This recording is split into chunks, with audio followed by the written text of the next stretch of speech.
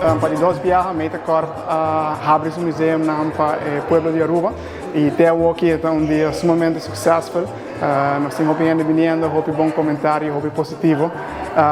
Eu quero dar dank seguro na tua colega que vem para participar e para dar tempo para nos ajudar a abrir o museu. E também dank na tua renda que passa a visitar-nos.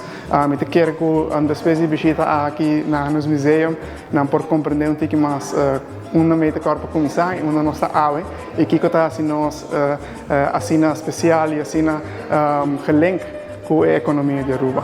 O crescimento de Metacorp sempre vai mais que o crescimento de Aruba. Algo que seguro salta é comentário que nós temos sobre o museu, especialmente a parte do museu que dedicamos a nossos empregados.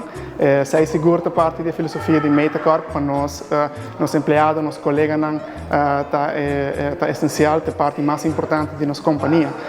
Antes sei também com ele que nós estamos empregados que tem 20, 30, 40 anos de serviço para Metacorp. Sei algo que nós queremos seguir com ele. Para nós assim nós podemos uma relação larga e duradoura com nossos empregados. Metacorp sempre zorga para estabilidade e segurança de trabalho para o empregado. E sei combinar com a possibilidade para os empregados conseguir crescer, seguir treinar, certificação, diferentes cursos.